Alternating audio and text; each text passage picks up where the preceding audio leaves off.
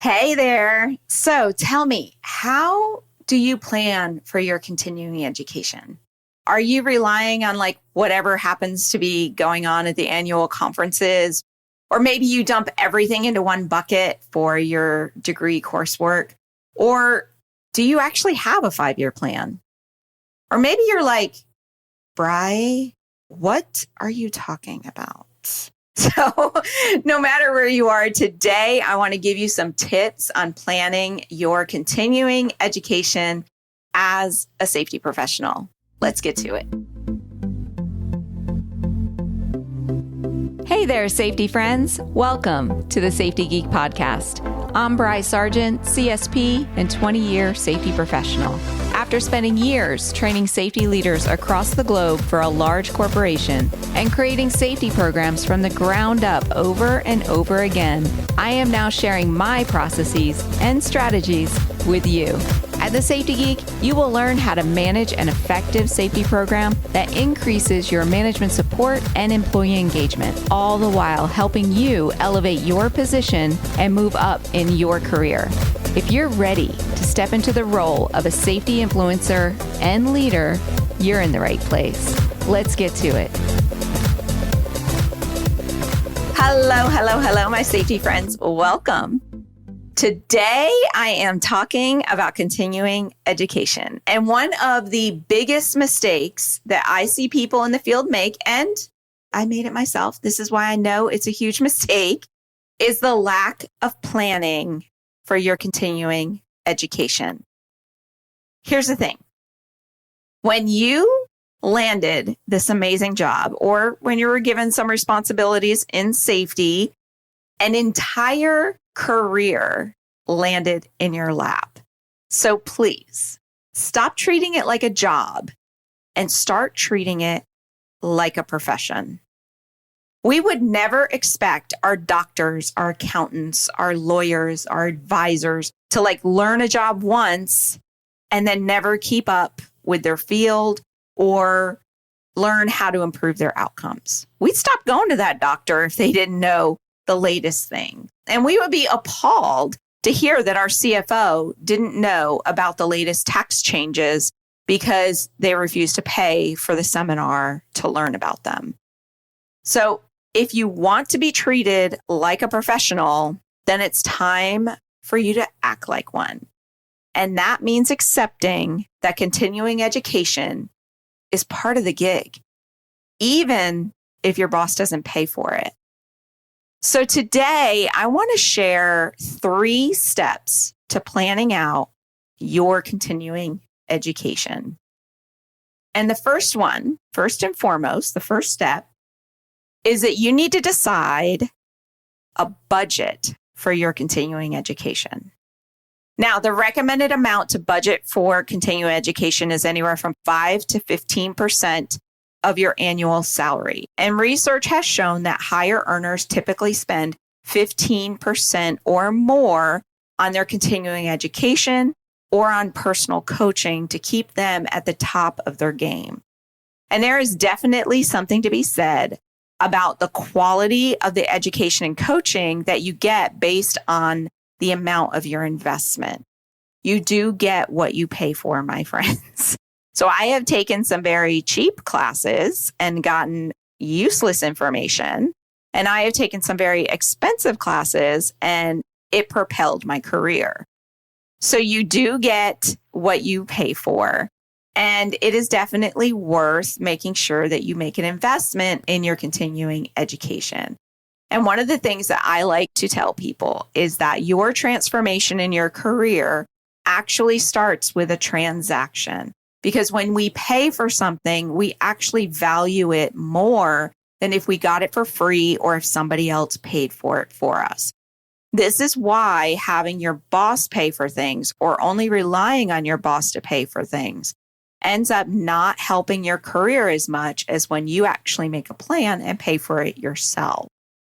So you need to decide on a budget that works for you. And if you've never budgeted for your continuing education, then maybe that budget starts off really small and you increase it over time, trying to reach that 15 or plus % goal. But once you decide on that budget, then you want to start putting money away from every paycheck about that budgeted amount. So that way, paying for your continuing education is not an issue. Now, the minimum budget that you should have on an annual basis, regardless of whatever percentage you choose, your minimum budget needs to make sure that it covers the cost of a basic class or a conference, or both, actually.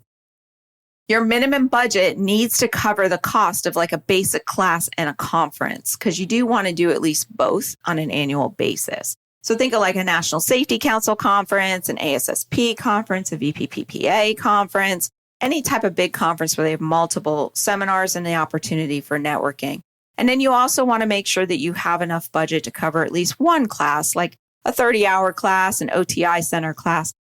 So that works out to be about $40 a week. And that may seem like a lot to you, but you have to stop thinking of it as an expense. It's actually an investment because it will pay you back in terms of salary, raises, promotions. It keeps you good at your job. Because let's say that you're just doing your job and you're not doing the continuing education, you're basically just going to flatline what your career can do. So that's costing you money by not making that investment. And I'm not saying that you shouldn't ask your employer whether or not they would reimburse you for the training. If they do, it becomes like a bonus. And I'm all about getting your boss to pay for your training. But you don't want their answer as to whether or not they're going to reimburse you for the training to decide your career path. What's best is that you create a plan that is best for you, regardless of whether or not they're going to reimburse you. And then you go ask them if they will reimburse you. This is your plan. Will you reimburse me? And if they do, then it works out to be like a bonus. And when you do it this way, what you'll see is that your skills and your network and your value in the job market actually increases faster because you're looking out for your own best interest instead of just depending upon whatever is in the interest of the company you're currently working for. So that is step one, is determine your budget and then start putting that money away. So that way, when you do have to pay for your continuing education, that does not become an issue. Step number two is that you want to decide on the highest value training that you need. So what will pay you back faster and what will fill in any gaps in your skills. So conferences are great. And I love going to conferences, and they give you an amazing opportunity to network with other people and also see a wide variety of ideas. And on top of that, they're a fun way to get any CEUs. So if you have certifications and you need to get continuing education units, they're a great way to do that. But if the skills you are lacking are networking and idea generation, then a conference might be good for you. But when you allow the conference to be the only continuing education that you do, then the seminars that you attend are going to be all that you're investing in. You have now taken your continuing education plan and your career planning and put it in the hands of the conference planning committee. You're no longer making that decision as to what you're going to learn about this year. And you're not guaranteed that those gaps are going to be filled because honestly, the seminars and the workshops that are at these conferences, they just teach you a tiny bit, just a little bit on a whole bunch of things. And I think it's great for idea generation, but diving deep into learning a skill, you sometimes need a multi-day course for that, or a multi-day workshop, or a longer, more in-depth workshop to learn that. So it's a better option to use conferences as networking opportunities with a side of a little bit of great sessions in there too. I will tell you, I've gotten some amazing ideas from conferences.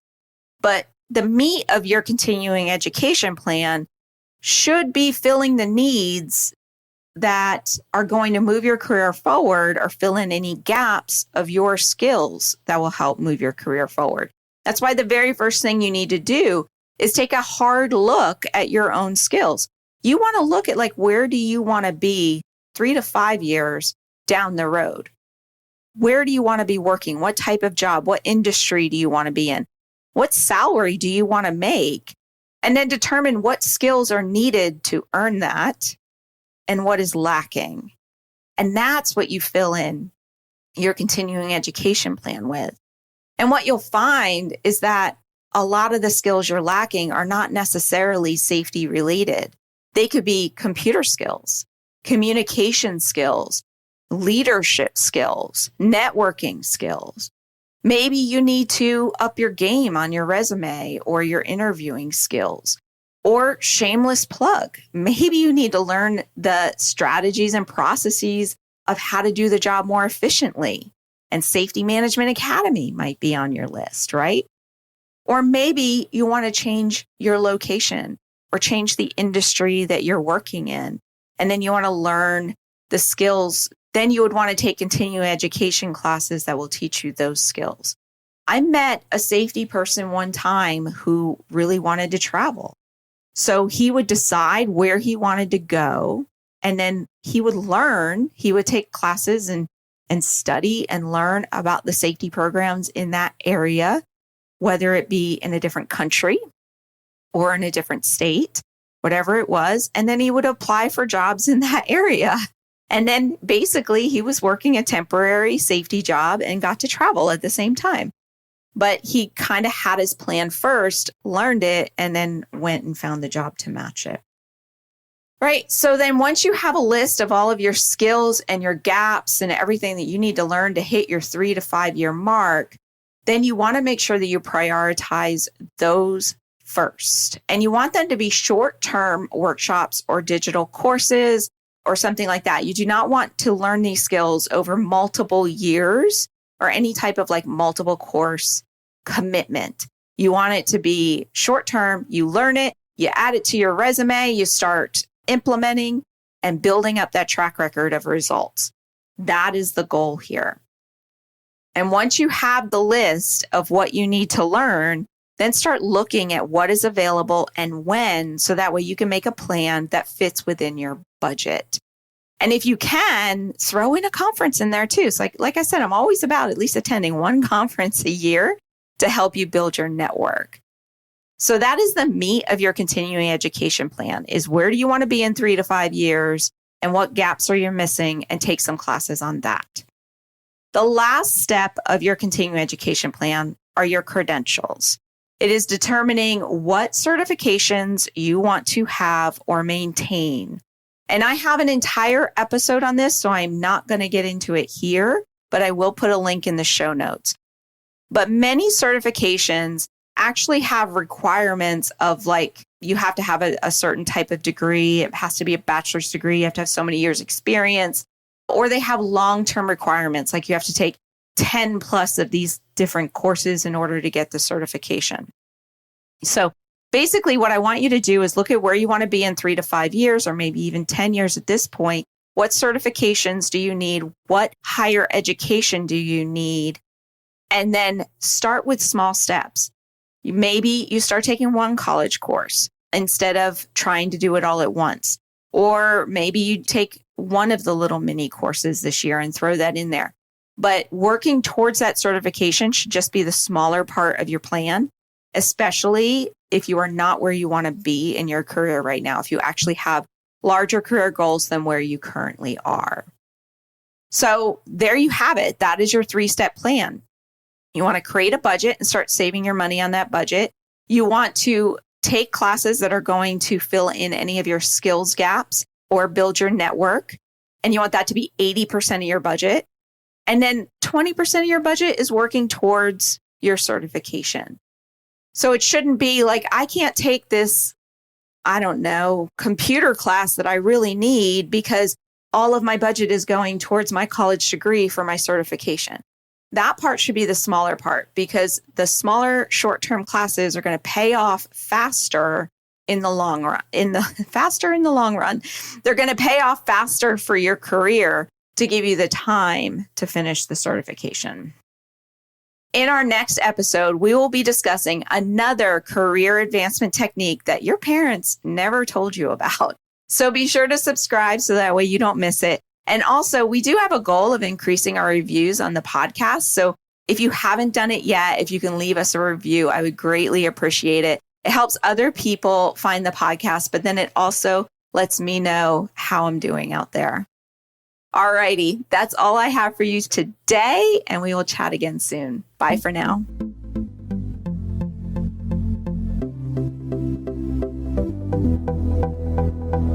Hey, if you're just getting started in safety, or you've been at this for a while and are hitting a roadblock, then I want to invite you to check out Safety Management Academy. This is my in-depth online course that not only teaches you the processes and strategies of an effective safety management program, but how to entwine management support and employee participation throughout your processes. Are you ready to finally understand exactly what you should be doing and ditch that safety police hat forever? Then you have got to join me and your fellow safety scholars over at Safety Management Academy. Just go to thesafetygeek.com/SMA to learn more and to get started. That's thesafetygeek.com/SMA. And I will see you in our next students only live session. Bye for now.